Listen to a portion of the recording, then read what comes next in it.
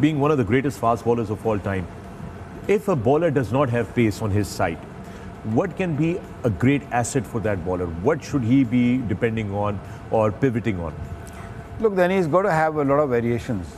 I mean, उसमें फिर आपके पास कोई ऐसी चीज़ें होनी चाहिए या आपको ऐसा कोई ट्रिक्स आने चाहिए जैसे आप स्पिनर्स में देखते हैं ना कि अगर आजकल दोस्त कैरम बॉल आ गए हैं, back of the hand slower ones आ गए हैं, जो मैं पिछले साल एक्सप्लेन करता रहा, दोबारा दिखाएं बॉल उठा के दो sort of slow deliveries. I mean, you have to really keep evolving, I think, because if you keep learning the art, pace does matter. मैंने ये बहुत पहले भी कहा था कि ऑस्ट्रेलिया जब जाएंगे तो pace will be tested and will be a winning formula. And I think Pakistan, when it comes to pace, Pakistan is on the right track.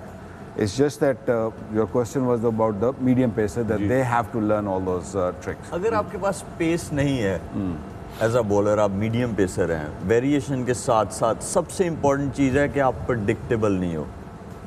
क्योंकि एज अ बैट्समैन अगर आपके पास जो है आप पेस बॉलर को खेल रहे हो तो पेस बॉलर आपको डिसीव कर सकता है, पेस से कर सकता है, फिर उसके स्लोअर बॉल से कर सकता है। लेकिन मीडियम पेसर के पास ज़्यादा चांस नहीं होता, उसका सीम अप बॉल और जो स्लोअर है उसमें ज़्यादा फ़र्क नहीं होता पेस में जब, तो इसलिए मेरे ख्याल में उसके लिए प्रेडिक्टेबिलिटी जो है वो बहुत डेंजरस है। वो ये कर सकता है कि वो कभी आउटसाइड ऑफ स्टम्प कराए, कभी बॉडी के अंदर कराए बैट्समैन के, कभी स्लो बॉल कराए, कभी यॉर्कर करने की कोशिश करे, कोई भी एक बॉल नहीं करे। बैक ऑफ हैंड भी आना चाहिए ना। स्टिल आई थिंक वसीम भाई जैसे वकार भाई ने बात किया ना, शॉर्टर फॉर्मेट, वाइड बॉल, आपकी वेरिएशंस भी उसी वक्त इफेक्टिव होते हैं जब पेस होती है। वरना आपको लाइन अप करता है, जैसे बैट्समैन, मैं अगर बैट्समैन हूँ, मुझे पता है यार तेज़ बॉल 130 आना है या 135 आना है, तो मुझे कोई वरी नहीं है, कोई इतना ज़्यादा फ़र्क नहीं है। लेकिन जब 140 प्लस वाला स्लोअर वन करेगा, हारिस रऊफ को देख लें, वो सटल चेंज है उसकी, वो हल्का सा यूँ करता है,